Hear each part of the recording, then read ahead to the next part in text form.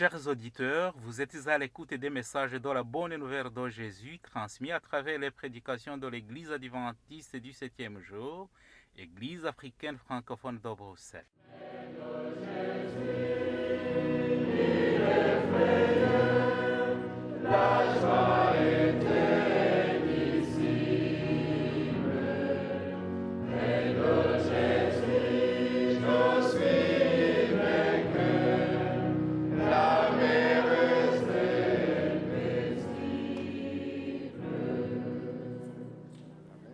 C'est ainsi qu'a commencé la bonne nouvelle de Jésus-Christ, le Fils de Dieu. C'est là ce qui est écrit dans le livre du prophète Ésaïe. J'enverrai mon messager devant toi, il te préparera le chemin. On entend la voix de quelqu'un qui crie dans le désert. Préparez le chemin pour le Seigneur, faites-lui des sentiers droits. Marc chapitre 1, verset 1 à 3. Itangiro ry'ubutumwa bwiza bwa Yesu Kristo, umwana w'Imana. Nk'uko byanditswe n'umuhanuzi Yesaya, ngo nuko ndenda gutuma integuza yanjye mbere yawe, izatunganya inzira yawe.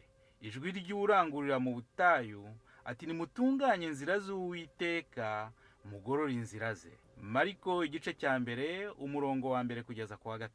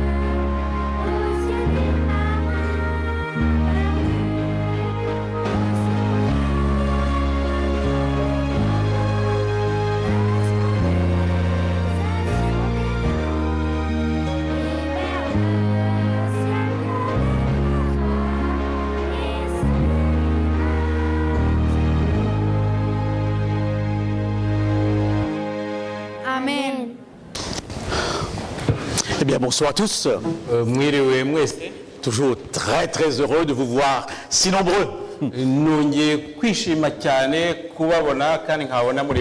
Je commence à m'habituer à vos visages. Mais je vois quelques nouveaux visages que je voudrais saluer. La foi en question. L'expérience de Dieu au cœur de la crise. Kwibana n'Imana biri mbese bituma abantu babyibazaho. Notre thème, c'est l'expérience de Dieu. Ikigwa cyacu ni kireba no kubana n'Imana. C'est pour moi un des sujets ou le sujet le plus difficile. Kuri njyewe ni inyigisho ikomeye cyane. Pas seulement pour comprendre, Atari ukuvuga gusa, atari ugushaka kubyumva gusa, mais pour vivre. ariko no kubibamo. Certains chrétiens passent au travers, Abakristo bamwe usanga babica iruhande. comme un bateau ballotté par les vagues qui arrive quand même au port. Nk'uyu ubwato butwawe n'umuyaga bukagenda buca hirya bukayoba ariko bukaza kugera ku cyambu. Mais beaucoup d'autres, parfois, abandonnent. Ariko hari n'ubundi bugenda ntibugere ku cyambu. Une autre façon, n'est-ce pas? Ça ne marche pas. Alors, j'espère que la technique ne va pas nous... Ndibwira yuko hariya ku byuma biradukundira. J'aime bien la technique, mais parfois c'est difficile. Oui, une autre façon de poser le problème est ainsi. Ubundi buryo dushobora kwibazamo ikibazo ni ubu. Auschwitz, Uriya mugabo Auschwitz les tsunamis, Auschwitz ni hamwe biciye Abayuda. génocide rwandais Ririya tsembaboko n'itsembatsemba ryo mu Rwanda qui a tué des millions et qui tue encore. yishe abantu kandi n'ubu ikaba kibica. Où est Dieu? Imana ibiri he? Que fait-il? Ibikoraho iki? Il regarde, Irareba, il ne bouge pas. ntigira icyo ikora. Parmi ces millions qui meurent se trouvent ses enfants. Ari kandi muri izo miliyoni z'abantu bapfa harimo abana bayo, Ces enfants qui l'ont choisi. kandi abana bayo bayihisemo. Question difficile. Ni ikibazo gikomeye. On va l'aborder ce soir. Turabireba muri uyu mugoroba. Comme je vous l'ai dit, en France où je me trouve, j'essaye d'articuler ma réflexion chrétienne pour un public qui n'est pas forcément croyant. Mu Bufaransa kuko nabibabwiye iyo ndimo nigisha ndatsiragira cyane ko mba ndi kwigisha abantu benshi muri bo Alors, j'introduis mes exposés très souvent par un film que les gens ont vu, une chanson qu'ils ont entendue. Haka ubwo ikigisho cyanjye ngihera ku ndirimbo yenda abantu bashobora kuba barumvise. J'espère que ça va marcher parce que là, ça me perturbe. Ndibwira ko aho biragenda neza kuko ubundi bitagenze neza ndumva bimpungabanya. Ça va marcher? Parce que si je veux m'arrêter chaque fois, je préfère avancer sans technique. Ça a marché toute la semaine, ce soir, ça pose des problèmes. Mu cyumweru mu minsi ishize byagenze neza, sinzi rero uko bimeze muri uyu mugoroba.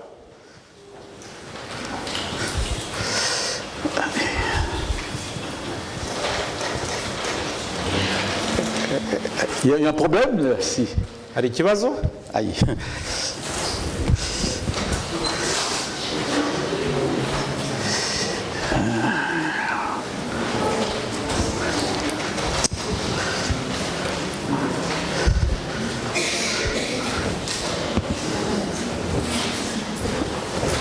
Ah voilà. Donc j'aime bien Patrick Bruel. J'aime bien Patrick Bruel. Patrick Bruel. Vous êtes en Belgique, il faut maintenant avoir l'oreille pour les chanteurs européens. Muri hano mu Bubiligi mugomba kumenyera kumva amajwi y'abaririmbyi.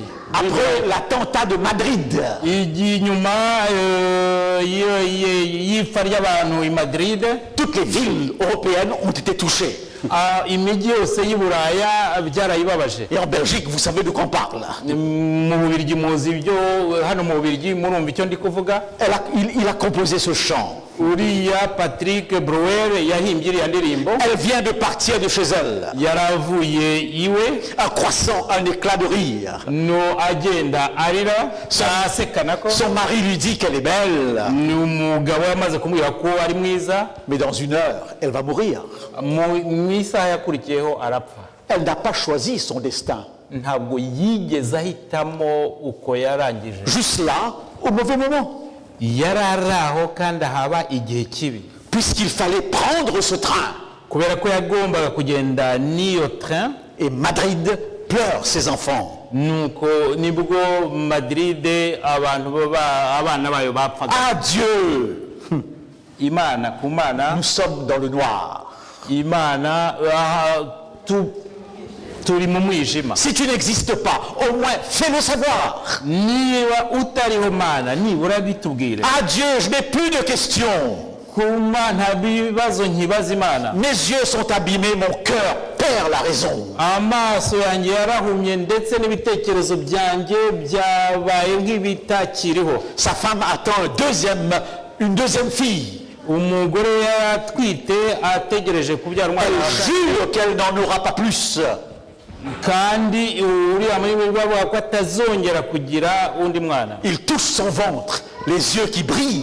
Amaso ye yararabagiranaga. Pourquoi juste à cet arrêt d'autobus?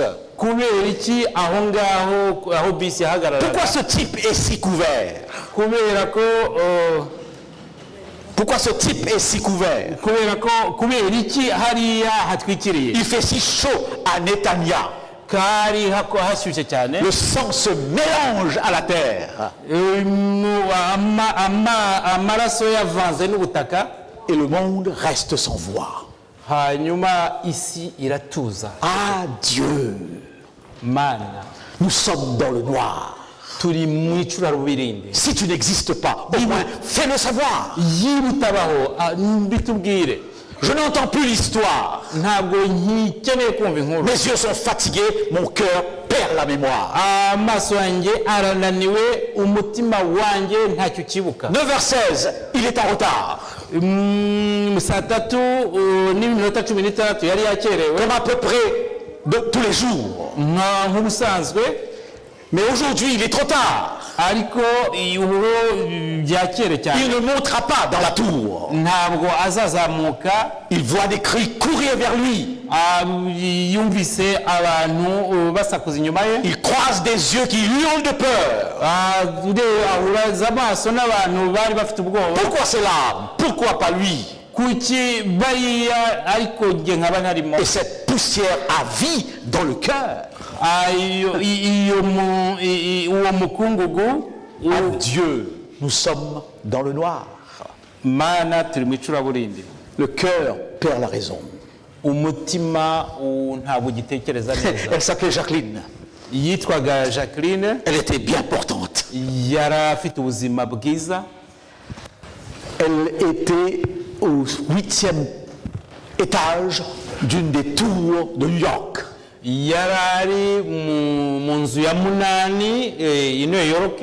Et les pompiers essayaient péniblement de la faire descendre. Ari bariya bashinzwe kuzimya umuriro no gutabara abantu bagerageje kumumanura aho ngaho. Parfois elle s'arrêtait.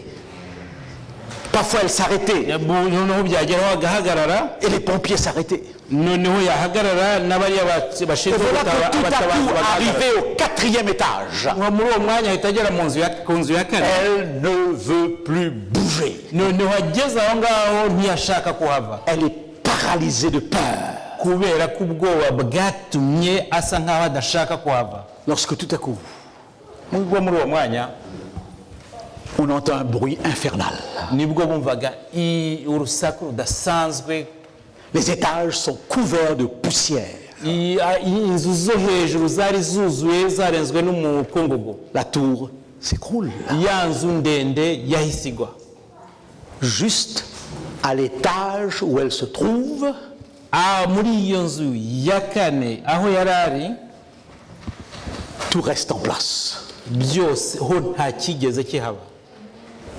Vous avez dit Amen. Mwavuze ngo amen. Et je suis sûr que cette femme ndizera ko n'uwo mugore a dit à Dieu merci. Yabwiye Imana ngo urakoze. Si elle est chrétienne, niba ari umukristokazi, et probablement elle l'est, kandi nkeka ko ari we, elle a fait une réunion de prière. Yakoze igiterane cyo gusenga. Et comme vous, toute l'église a dit Amen.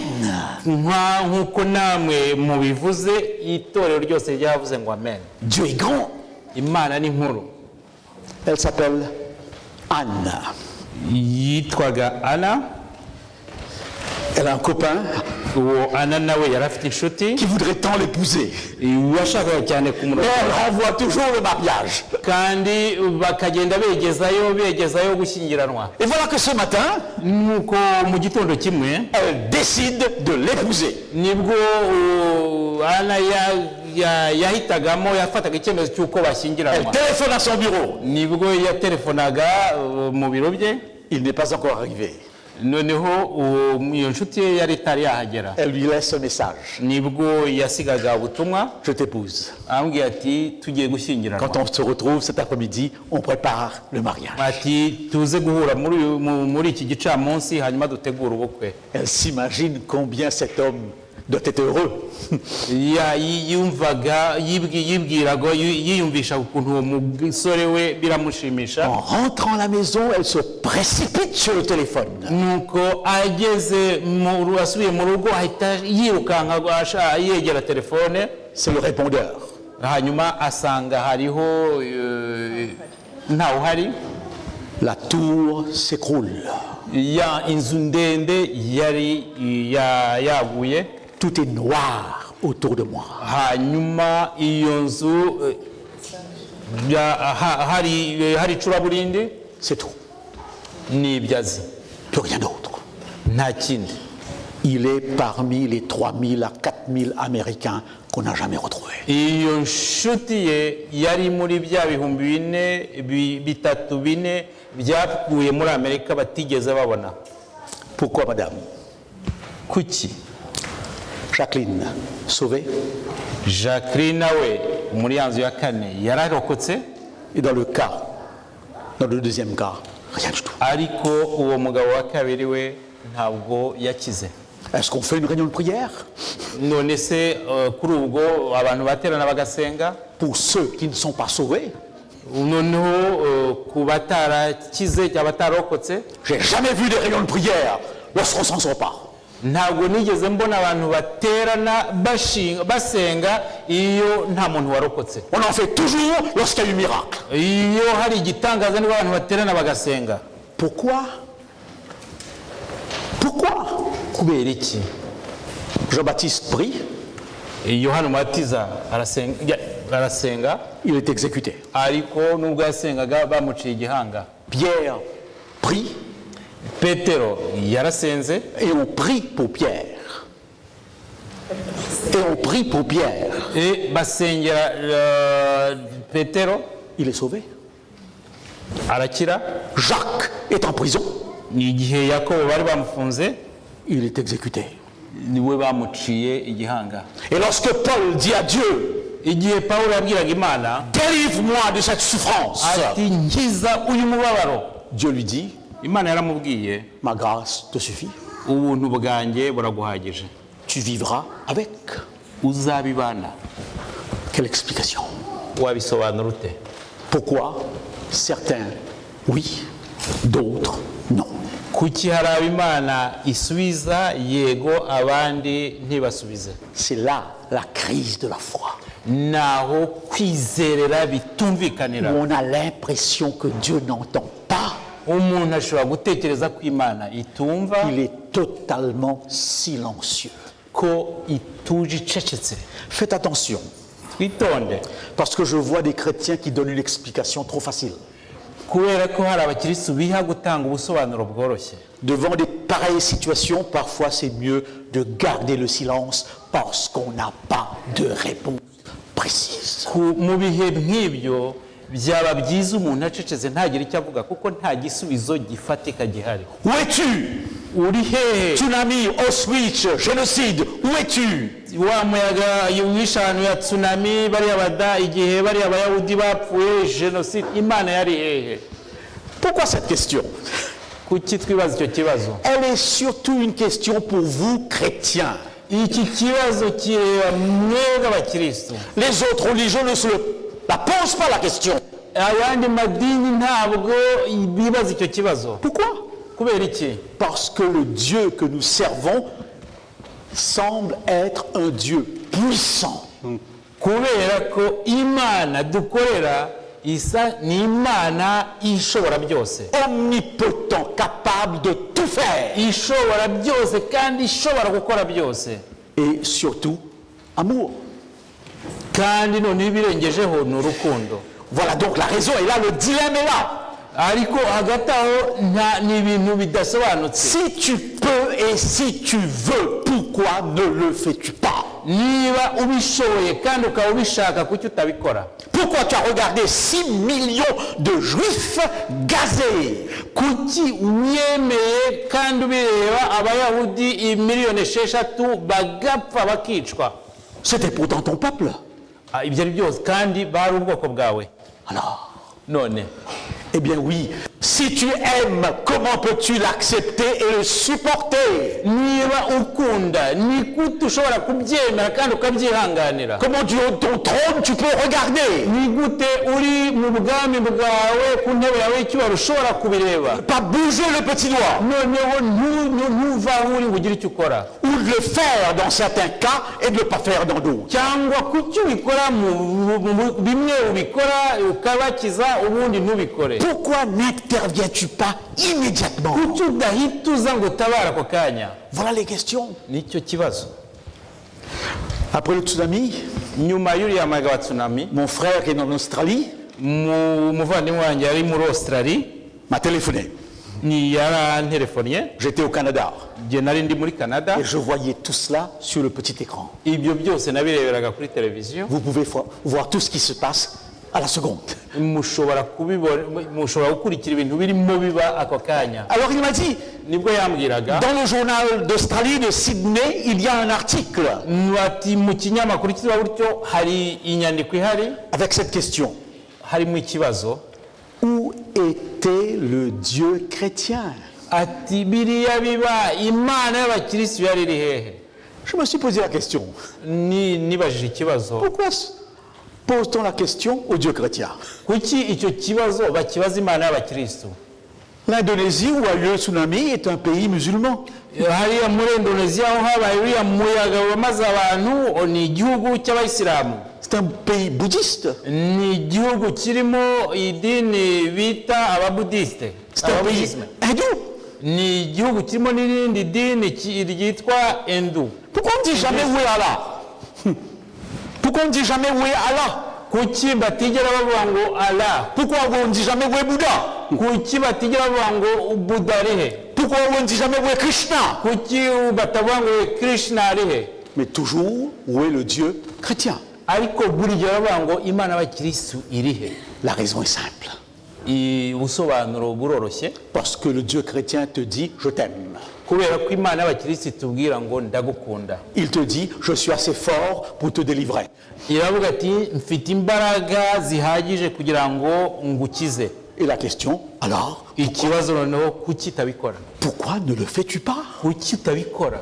Je voudrais faire remarquer une chose très importante. ndagira ngo mbabwire ikintu cy'ingenzi cyane. N'ayez pas peur de vous interroger. ntimukigere mutinya kwibaza. Vos questions ne dérangent pas Dieu. ibibazo byanyu ntabwo bihungabanya imana. Tous les écrivains bibliques ont posé la question. abanditse bibiliya bose babajije ibibazo. Je pense à cette déclaration de Habakkuk. Jusqu'à quand, Seigneur, vais-je t'appeler au secours, mais tu n'écoutes pas. uriya muhanuzi wawe kuki yanditse ngo nzageza ryari ngutabaza ariko ntunyumve? Vais-je crier à la violence, mais tu ne délivres pas. hariho guhohotera kwinshi ariko ntutabara. Pourquoi me fais-tu voir autant d'injustice? kuki utuma ndeba kuriya gukiranirwa kw'abantu? C'est dans la Bible. biri muri bibiliya. C'est les prophètes qui posent la question. ni umuhanuzi wabazaga kiriya Je pense à une autre déclaration. ndatekereza ku bindi byavuzwe. Jérémie qui dit, tu es trop juste pour que je conteste avec toi. Jeremiya niwe avuga ati urakenuka ati ku buryo numva najya impaka nawe. Mais quand même, je vais te poser une question. Ariko ndashaka kukubaza ibibazo. Pourquoi la voie des méchants prospère-t-elle? Kuki inzira y'abanyabyaha ubona ibamerera neza barumbuka? Pourquoi tous les perfides vivent-ils? Kuki abantu bakiranirwa babaho? Pourquoi tous les grands patrons de la drogue roulent en Cadillac?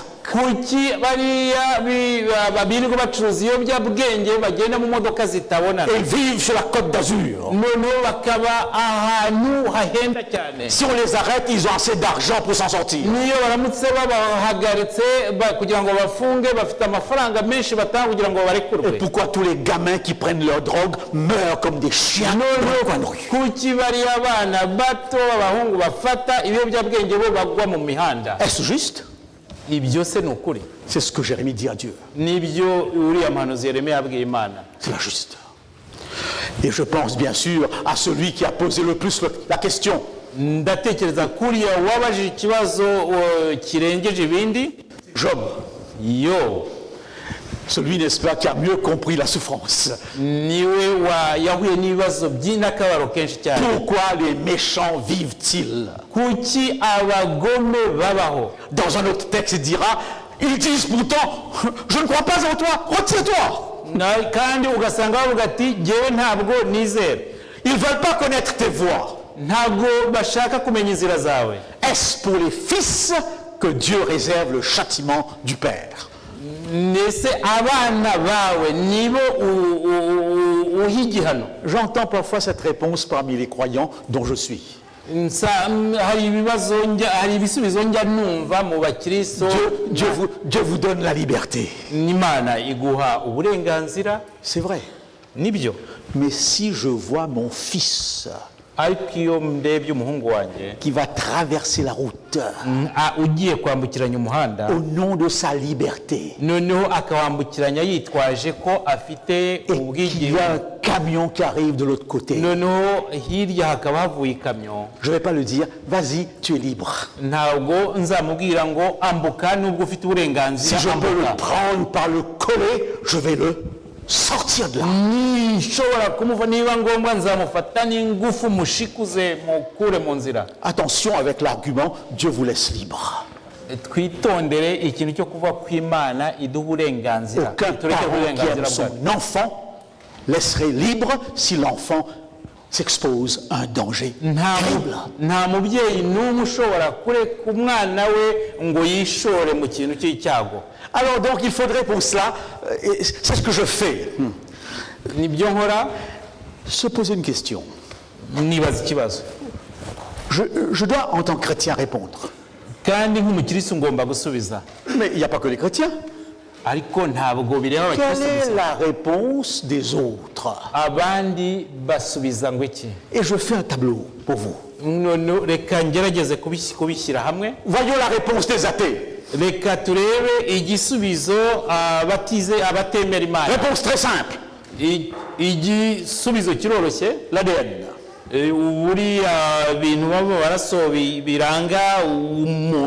Je ne vais pas faire traduire cette déclaration, mais qui veut dire ceci? Nous ne pouvons rien changer. L'univers est ainsi fait. Vous acceptez parce que vous ne pouvez pas faire autrement. Le mal est dans le monde. Acceptez-le. Comme dira cet homme de science, dansez avec votre ADN.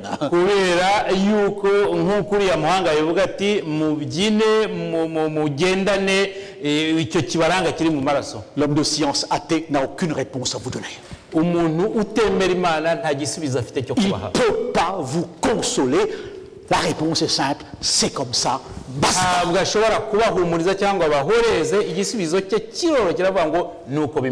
sommes tout simplement des grands singes évolués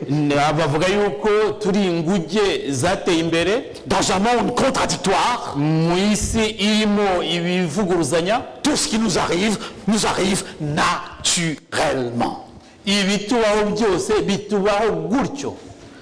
Deuxième réponse. Igisubizo cya kabiri, La réponse est bien de l'hindouisme. igisubizo kirava kuri ririya dini ryitwa hinduisme. Je ne vais pas m'y attarder. Ntabwo mbitindaho. Vous avez deux mots que vous connaissez en France, en Belgique, sur l'hindouisme. Mu Bufaransa no mu Bubiligi hari icyo mubiziho. Le premier mot est Maya, Ijambo rya mbere ni Maya, qui signifie illusion. rishatse gusobanura kwibeshya cyangwa kwibwira ikintu Et qui veut wibeshya. dire tout ce que vous voyez n'a pas de réalité. Bishatse kuvuga ngo ibyo mubona byose si ukuri. Je vous vois, madame, mais vous êtes une illusion. Nubwo mureba wa mugore we ariko ntabwo uri ukuri, uri feke. Ça ne tient pas. Ntabwo uri ukuri, ntabwo Une uri croyance religieuse doit avoir une correspondance avec la réalité. kubera ko ukwizera bigomba kujyana n'ukuri. Cette dame n'est pas une illusion. Uyu mugore ntabwo ari feke, nta n'umwe. Je la vois, je la touche. Ndamubona ndi kumukoraho, ni ukuri. C'est la réalité. Ni ukuri ariho. Et lorsque l'hindou va traverser la route, Igihe umuyoboke wa ririya dini azambukiranya il umuhanda, regarde à gauche et à droite s'il n'y a pas un camion qui arrive. areba ibumoso n'iburyo yiba nta modoka ihagera. S'il voit un camion qui arrive, il dira « Oh, c'est pas grave, c'est une illusion. Navuga nabona ikamyo ije azavuga ngo oh ntabwo ari ikamyo, ni ukwibeshya. » Cette théorie ne tient pas. Buriya buryo bwo gusubiza ntabwo ari bwo. Alors l'autre est très très pertinent. Irindi jambo ryo Et je suis sûr que même en Belgique maintenant, on emploie l'expression « il paye son karma ». ndibwira yuko mu Bubiligi bakunda kwikoresha bavuga ngo arishyuye. Karma est une loi de débit et de crédit. Ni ukuvuga yuko iyo karma, ni ukuvuga ko ni itegeko rigenga ideni no kuryishyura. Vous récoltez ce que vous avez semé. Ni ukuvuga yuko musarura ibyo mwabibye. Vous récoltez la tempête si vous semez le vent. Niba uhinze umuyaga uzasarura umuyaga. Loi implacable. Ni itegeko riri aho. Vrai en partie. Mu buryo bumwe ni ukuri. Alors, le bouddhisme, Ariko nanone umuyoboke wa ririya dini, Bouddha a passé 40 ans à réfléchir pour nous donner cette réponse. uriya washinze ririya dini witwa Buddha yamaze imyaka 40 ariko atekereza kuri iki gisubizo. Tout est souffrance. Aravuga ati ibintu byose ni umubabaro. 40 ans pour se rendre compte que nous sommes dans un monde où tout est souffrance. Yamaze imyaka 40 atekereza igisubizo yagezeho nyuma y'iyo myaka, nuvuga ko byose iyi si yose ni umubabaro. Le désir est la cause de la souffrance. Kandi kwifuza niko gutera umubabaro. Je souffre parce que je veux toujours plus j'en ai, plus je demande.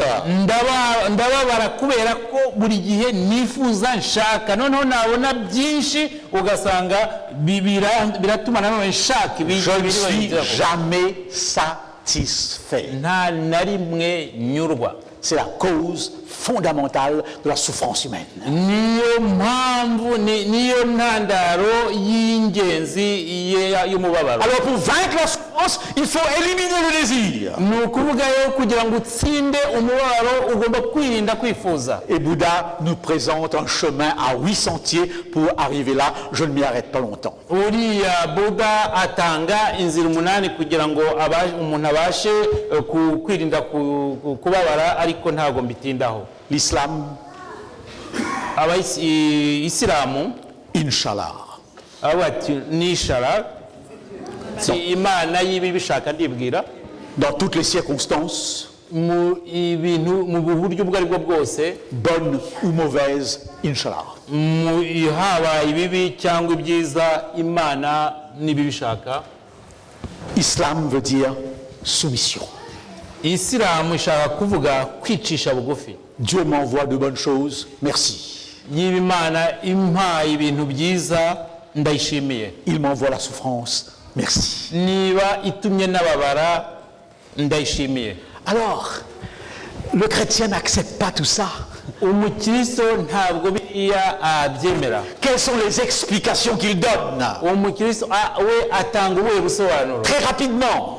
twihuse. C'est important de maîtriser cela parce que vous devez rendre témoignage de votre vie sur terre. Ni ingenzi cyane kubera ko tugomba gutanga ubuhamya mu buzima bwacu turi. Il y avait un plan parfait. Il y avait un plan parfait. Hari umugambi utunganye, mais il a été perturbé par le péché. ariko umugambi utunganye Imana yifitiye umuntu wishwe n'icyaha. À cause du péché, nous souffrons. kubera ko habayeho icyaha turababara. Le salaire du péché, c'est la mort. Ibihembo by'ibyaha ni urupfu. Dieu nous a donné la liberté.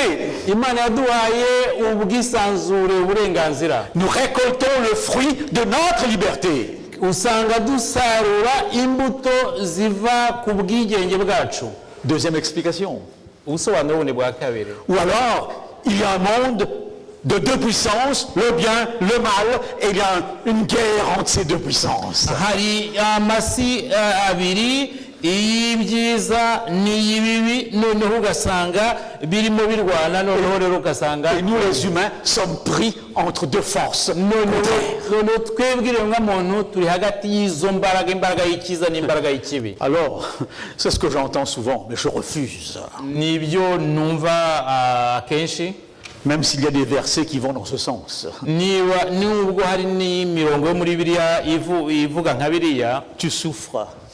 urababaye, C'est Dieu qui le permet ni Imana ibyemeye pour ta sanctification.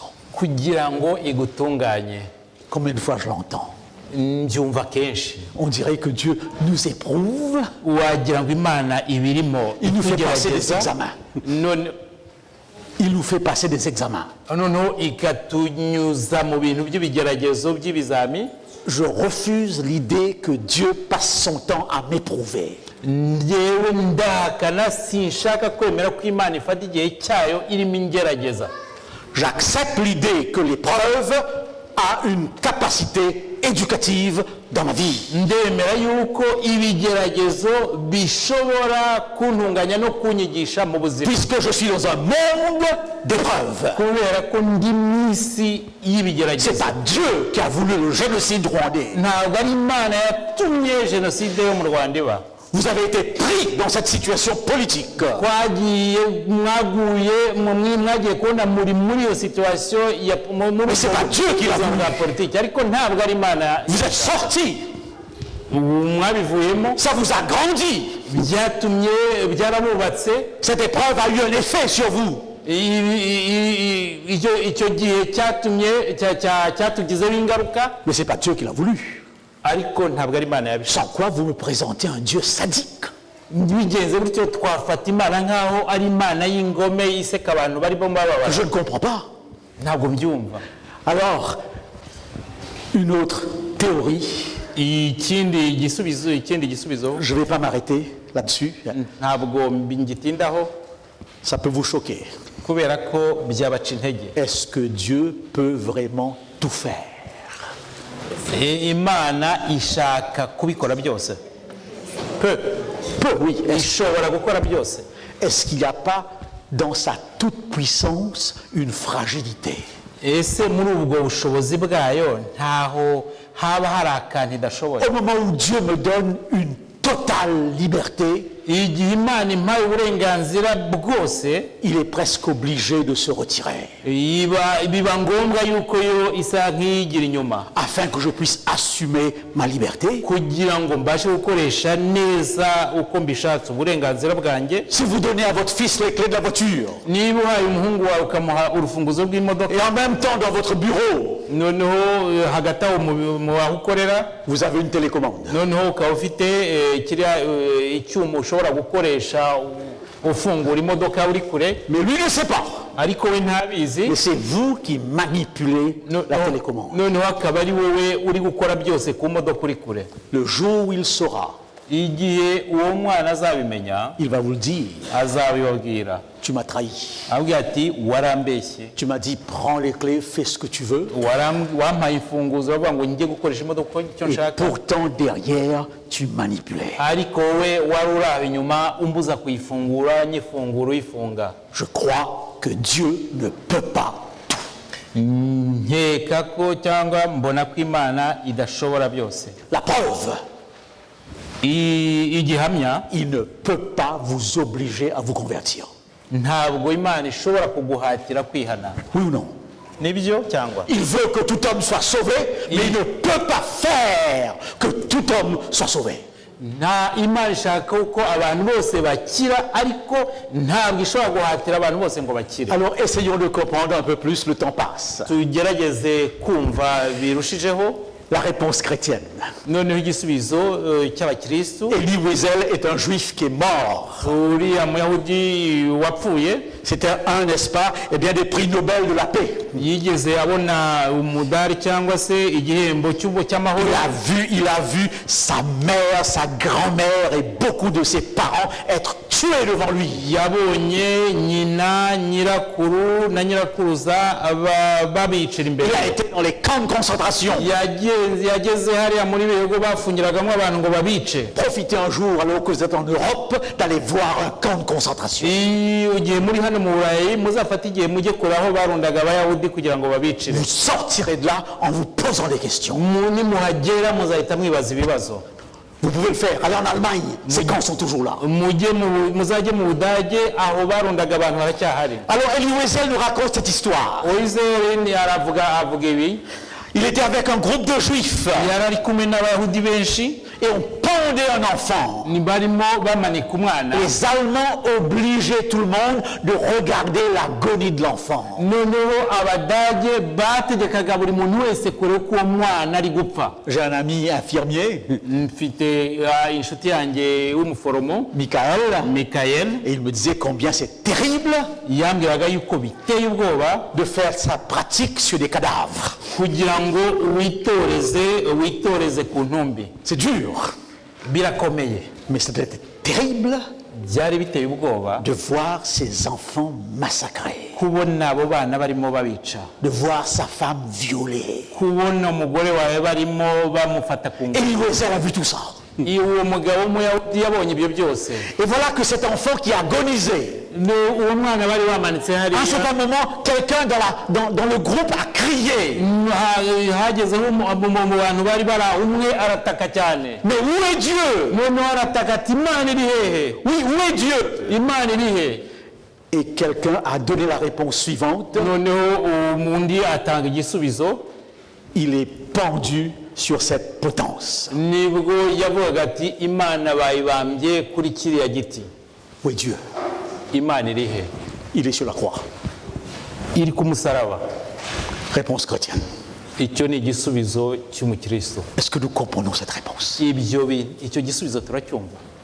Dieu Imana va résoudre la souffrance izakiza umubabaro en souffrant lui-même. nayo ubwayo ibabara.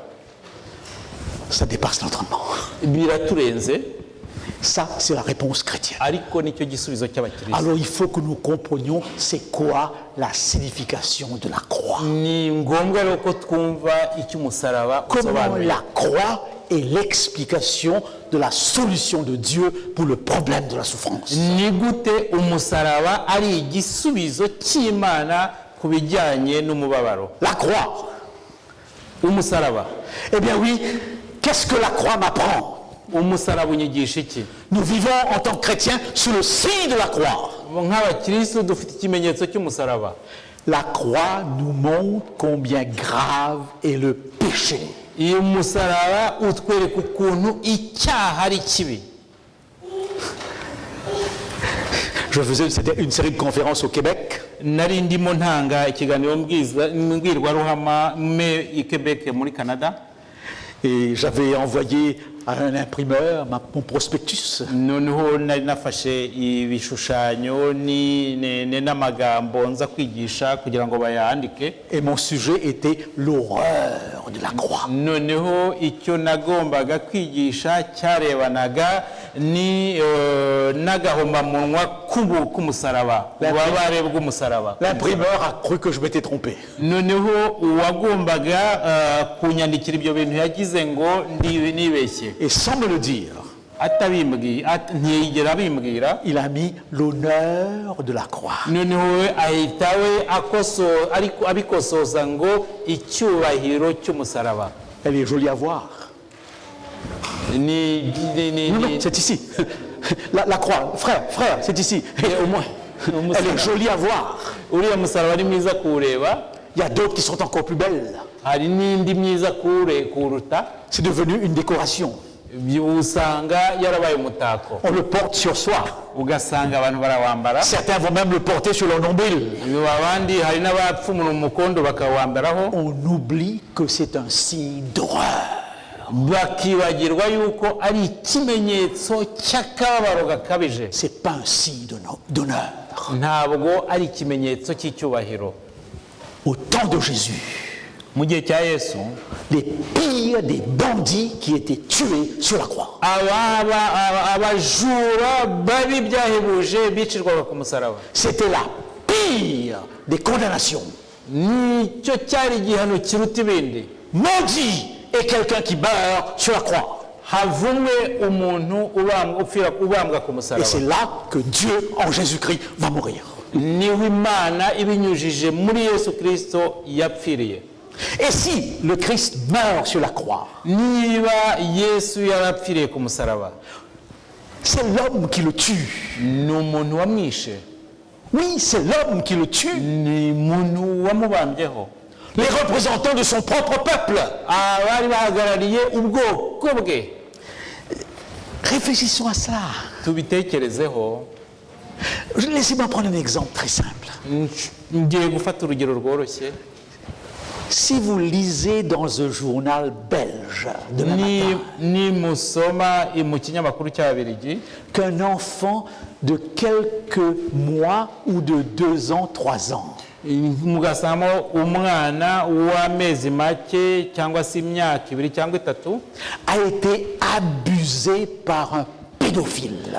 akaba yarangijwe n'abariya bantu bakuru bangiza abana. Par un homme d'une 50aine d'années qui a abusé un enfant de 2 ans. akaba yarangijwe n'umuntu mukuru ufite imyaka 50. Si dans vos cœurs, niba mu mutima wawe en lisant cet article, uri gusoma ibyo ngibyo, vous n'éprouvez pas un dégoût, niba bitakubaza ukumva biguteye umujinya, je dirais même une révolte, noneho ndetse bigatuma wivumbagatanya, vous n'êtes pas normal. ntabwo uzaba uri muzima. Vous n'êtes pas normal. ntabwo uzaba uri muzima. Comment peut-on accepter ça? ibyo wabyihanganira ute, wabyemera ute?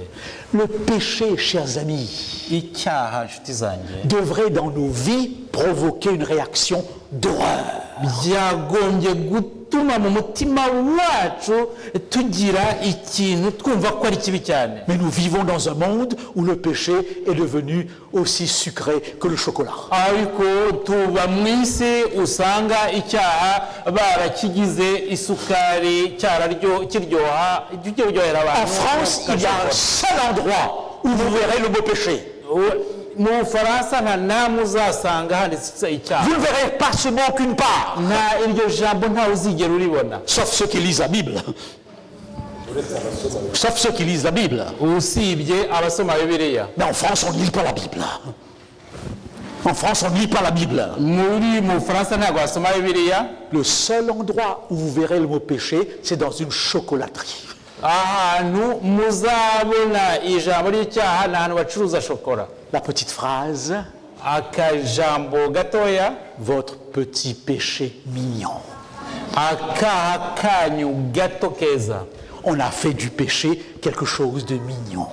icyaha bakigize ikintu cyiza. Je suis heureux, franchement heureux, ndishimye cyane rwose de voir que les Français kubona ko Abafaransa ont refusé banze de nommer un filion à la tête du pays. kwanga gutora umuntu. On demandait que tous les députés basabye abadepite bose qui ont pris l'argent du gouvernement bari amafaranga ya leta pour employer leurs femmes et leurs enfants kugira bakoresheje abagore babo n'abana babo avec des emplois appelés fictifs. kandi bakabahemba nta kazi bakora. Ça prouve biragerageza que dans ce contexte laïque, que dans ce contexte laïque, bigaragara ko muri bariya mu bantu batizera imana cyangwa se batakorera imana, il y a encore un sens de la moralité. harimo ubuntu. Il y a des choses que le peuple ne peut pas accepter. Cette chose est surtout la corruption. hari ibintu abantu badashobora kwemera cyane cyane biriya bintu byo gucurika umutima cyangwa bya ruswa. Quand je parle de corruption, vous savez de quoi je parle. iyo mvuga ibintu bya ruswa cyangwa gucurika imitima muzi wumva icyo nshaka kuvuga. Eh bien oui, je ne vais pas m'attarder puisque le temps passe. igihe kirashira ntago mbitindaho. La souffrance est liée au péché. akababaro kava ku cyaha. La conséquence du péché, la cassure avec Dieu. ingaruka y'icyaha ni ugutandukana n'Imana. La cassure avec les uns et les autres. kandi bituma abantu basubiranamo bacagagurana. Blanc contre noir, tribu contre tribu. abirabura abazungu ubwoko hagati yabwo. Et on se massacre à longueur de journée. ugasanga abantu barirwa bicana. La cassure dans ma propre vie. kandi n'ubuzima bwanjye harimo gucagagurana À chaque cyangwa fois que je kwangirika. veux faire une chose, je fais le contraire. igihe nshaka nifuza gukora ikintu aho gusanga nkora Et Paul dira, misérable que je suis. ni Pawulo azavuga ati nguweho n'ibyago. Et finalement, la destruction. noneho nyuma hakazaho kurimbuka. Comment ce monde peut être détruit, par exemple? ni iyi si ishobora kurimbuka ite? Par une nature qui se révolte. igihe ibyaremwe cyangwa se ibimera bishobora Qui est la première cause de tous les problèmes écologiques que connaît notre monde actuellement? ibibazo duterwa n'ibimera cyangwa se n'ibituzengurutse byaremwe biterwa n'iki? ninde ubitera? C'est qui? ninde? L'homme. ni umuntu. Il construit une maison, yubaka inzu et il détruit sa maison. hanyuma yarangiza akayisenya. Et vous dites qu'il est intelligent. noneho mukavuga ngo azi ubwenge. Il n'y a aucun animal qui détruit sa maison. nta nyamaswa yisenyera. Le seul animal qui le fait, c'est un animal à deux pattes. inyamaswa ibikora yo ni inyamaswa ifite amaguru abiri. C'est l'homme. ni umuntu. Mais je voudrais attirer votre attention, alors que je vais terminer, sur un autre aspect. ndagira ngo nanone ngire icyo mbereka, ngire icyo mvuga. Dieu face à Satan. imana ihanganye na On ne satani. s'arrête pas longtemps. On ne s'arrête pas longtemps. ntabwo tubitindaho. Parce que la Bible dit clairement qu'il y a un prince du mal. kubera ko Bibiliya ivuga yuko hari umukuru w'ikibi. L'explication finale, igisobanuro giheruka qui est extraordinaire. kidasanzwe. Oui, cette phrase d'un célèbre philosophe, sans Satan, il est bien difficile de rendre compte de certains aspects du mal. nta satani adahari nta biragoye kugira ngo usobanure inkomoko zimwe na zimwe z'ikibi. Comment vous expliquer ibyo wabisobanura ute? que des Allemands comme vous et moi, ko abadage nkamwe cyangwa twebwe, dans un pays protestant luthérien, mu gihugu cy'abaporotesitani ba Luteri, ont gazé 6 millions de personnes, sourire aux lèvres? bishe abantu miliyoni 6 babicishije gaze. Vous pouvez comprendre? ibyo mwabyumva? Vous avez vu des films à ce sujet? mwabonye amashusho ajyana nabyo, L'Holocauste. biriya bitambo. La seule explication, il doit y avoir une force du mal qui anime l'homme. ibyo ngibyo igisobanuro kimwe ni kubera ikibi, imbaraga z'ikibi kiri mu muntu. Alors, ça c'est un enseignement chrétien. iriya ni inyigisho ya gikristo. Dieu est solidaire avec le mal, avec la souffrance. imana yifatanya natwe mu kababaro. Je ne vais pas imposer une longue traduction à notre frère. ntabwo nshaka ko asobanura ibintu byinshi hariya. C'est un poème d'un Brésilien. ni umuvugo w'umuntu wo muri Brezil. Et il regarde le Christ sur le Corcovado.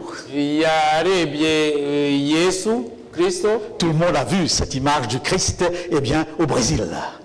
sinzi buri wese yarabonye icyo gishushanyo cya Yesu muri Brezil. Alors il va dire ceci. nibwo uriya yavugaga ngo Dans les ghettos, ahantu hirundiye abantu b'ubwoko bumwe cyangwa se bo mu cyiciro kimwe, on meurt de faim, bicwa n'inzara, on meurt de violence. bakicwa n'ubugome n'amahane n'urugomo. Il va demander plusieurs fois dans son poème. Noneho muri uriya muvugo we azavuga inshuro nyinshi. Est-ce que toi, Christ, tu vas rester en haut sur la montagne? Noneho azavuga ati wowe Kristo uzaguma hejuru y'umusozi. Descends. Manuka. Viens jusqu'à nous. Manuka utwegere. Alors je vous pose la question. Noneho ndabaza ikibazo. Qu'est-ce que Jésus peut répondre à cette question? Descends, viens jusqu'à nous. Yesu yasubiza iki kuri icyo kibazo cyo kuvuga ngo manuka utwegere? Qu'est-ce qu'il peut dire? Yavuga ngo iki? C'est ce que j'ai fait. Yavuga ati nibyo nakoze. C'est seulement dans la religion chrétienne où vous avez un Dieu qui descend. Ni mu idini ry'abakristo gusa aho tubona Imana imanuka igasanga abantu, qui vient jusqu'à vous manuka udusange, et qui souffre avec vous. kandi Imana ibabarana natwe. Eh bien oui, Dieu est solidaire avec nous. Imana yifatanya natwe. Est-ce une femme oublie-t-elle l'enfant qu'elle allait? Umubyeyi ashobora kwibagira umwana we yonsa? Quand elle l'oublierait, moi je ne l'oublierai pas. Niyo yamwibagirwa ariko Yesu sinzakwibagirwa. Dieu n'est pas venu supprimer la souffrance. Imana ntabwo yaje gukuraho akababaro. Lisez les évangiles. Muzasoma ubutumwa bwiza. Parfois on lui pose la question. Akenshi bamubaza ibibazo. Pourquoi est-il aveugle? Kuki uyu nguyu ari impumyi? Qu'a-t-il fait? Yakoze iki? Est-ce ses parents ou lui? Ni ababyeyi be cyangwa ni we? Il n'a pas donné de réponse. Nta gisubizo. Seulement il a dit ceci. Rappelez-vous la tour de Siloé. Yesu yashobora ati mwibuke Siloé. 13 personnes sont tombées. Abantu barahaguye. Est-ce qu'ils étaient meilleurs ou pires que les autres? Abo baguye aho ngaho Isiro bari abanyabyaha cyangwa bari beza kurenza abandi? Jésus dit non. Yesu yavuze ko atari byo. Il ne répond pas à la question. Ntabwo yasubije icyo kibazo. Je pourrais seulement conclure. Gusa nshobora gufata umwanzuro. Ils étaient à la mauvaise heure, à la mauvaise place. Bari ku isaha mbi, noneho bari ahantu habi ku isaha mbi. Comme le terroriste qui vous tue parce que vous êtes là. Nk'ikihebe kikwica kikakwica kubera kuri aho ngaho. S'il y avait un autre qui était là, il l'aurait tué de la même façon. Iyo haba undi wagombye kuba aho ngaho nawe aba yaramwishe. Nous sommes tous devant de telles situations. Twese turi muri ubwo buzima. Dieu n'a pas donné la réponse. Jésus n'a pas donné de réponse. Yesu ntabwo yatanze igisubizo. Mais il leur a dit, repentez-vous. Ariko arababwira ati mwihane. Aujourd'hui, si vous entendez sa voix. Uyu munsi nimwumva ijwi ryayo. Alors donc, seul un Dieu qui souffre a la capacité de venir à notre aide. Imana yonyine ibabara n'ifite ubushobozi bwo kuza kudufasha. Quand vous souffrez iyo ubabaye et que quelqu'un vient vous consoler, umuntu akaza kuguhumuriza, qu'est-ce que vous lui dites? umubwira ngo iki? As-tu marché dans mes chaussures? Wigeze wishyira mu mwanya wanjye? Tu sais ce que je vis? Uzi ibyo ndimo mpura nabyo? On est prêt à accepter la main de quelqu'un qui sait très bien ce que vous êtes en train de vivre. Umuntu yemera ibyo uri kumubwira iyo azi neza yuko uzi ibyo ari kubamo cyangwa ibyo uri kumubwira. Alors Dieu nous dit tout simplement, Imana ikatubwira, je peux intervenir. Nshobora gutabara. Il intervient parfois. Il intervient parfois. Kandi rimwe na rimwe iratabara. Mais si je n'interviens pas, ariko niba ndatabaye, es-tu capable de me tenir quand même la main jusqu'au bout? Ushobora kumfata ikiganza kugeza iherezo. Je vous rappelle le chapitre 11 de l'Épître aux Hébreux. Ndagira ngo mbibutse kiriya gice cya 11 cyo mu Baheburayo. Lisez-le ce soir. Mugisome muri mugoroba. Dans une première partie. mu gice cya mbere vous avez des hommes et des femmes qui ont vu Dieu agir. murasangamo abagore n'abagabo babonye ugutabara Ils ont vu la mer s'ouvrir. babonye inyanja itandukana. Ils ont vu, n'est-ce pas, les murailles de tomber. babonye ibikuta bigwa. Dans la dernière partie du chapitre, mu gice giheruka cy'icyo mu gipande giheruka cy'icyo gice il y a des gens, hari abantu on ne connaît pas leur nom. ntabwo habazwa amazina. Le texte dit les autres. iryo somo riravuga ngo n'abandi Ils n'ont rien vu. ntacyo bigeze babona, Ils n'ont fait que souffrir. barababaye gusa. Mais le texte se termine en disant ils sont tous morts dans la foi. ariko iryo somo rikatubwira ati bose bapfuye kandi bapfira mu kwizera, Ceux qui ont vu ababonye et ceux qui n'ont pas vu. n'abatarigeze babona. C'était un jeudi soir. hari ku wa kane nimugoroba cyangwa ku wa gatanu saa tatu nimugoroba, Je reçois un coup de téléphone de mon fils au Texas. umuhungu wanjye nibwo yanterefonaga Papa, arambwira ati data, je veux te dire ngiye kukubwira ikintu, que j'ai réussi mes examens. natsinze ibizami byanjye J'ai trouvé du travail. ndetse nabonye n'akazi, J'ai même une copine. mfite n'inshuti Il a 23 ans. yafite imyaka 23. Je suis merveilleux. Et je suis heureux. ndishimye. Il me dit même, yaranambwiye tu peux maintenant te sentir libre. ati ubu ngubu wishyire wizane, Je peux me débrouiller seul dans la vie. ati ubu ngubu njyewe nshobora kwirwanaho mu buzima. C'est que tous les parents voudraient entendre de leurs enfants. ababyeyi bishimira kumva igisubizo nk'icyo, Voir que le petit bateau peut maintenant naviguer tout seul. noneho kumva ko akato gato gashobora kugenda konyine. C'est le but de l'éducation. C'est le but de l'éducation. niyo ntego yo kurera. Mais lorsqu'il me dit, papa, j'ai même mon permis de conduire, ariko igihugu hagati mfite n'uburenganzira bwo gutwara imodoka, j'ai peur. nagize ubwoba Je le connais bien. kubera ko muzi cyane. Garçon sympathique, ni umuhungu mwiza ufite igikundiro, mais un peu tête en l'air, comme on dit en français. ariko ufite ibintu byinshi mu mutwe, Qui oublie très facilement les choses, ndetse akibagirwa ku buryo bworoheje, avec insouciance. ukabona nta kintu bimubwiye. Je dis à ma femme, nibwo nabwiraga umugore wanjye, ça m'inquiète. ntibinteye impungenge. Mais aucun parent ici ne pourra empêcher son enfant de faire son permis de conduire. ariko hano nta mubyeyi ushobora kubuza umwana we gukora ikizami cyo kubona uburenganzira bwo gutwara Surtout imodoka, dans un pays comme la Belgique où une voiture est importante. cyane cyane mu bihugu nko hano mu Bubiligi aho gutunga imodoka ari ingenzi. J'ai peur. ariko nagize ubwoba. Samedi soir, ku isabato nimugoroba, disons dimanche matin, très tôt, vers 4 heures, mbese navuga nko mu gitondo cya kare saa 10 za mu gitondo ku cyumweru, un coup de téléphone.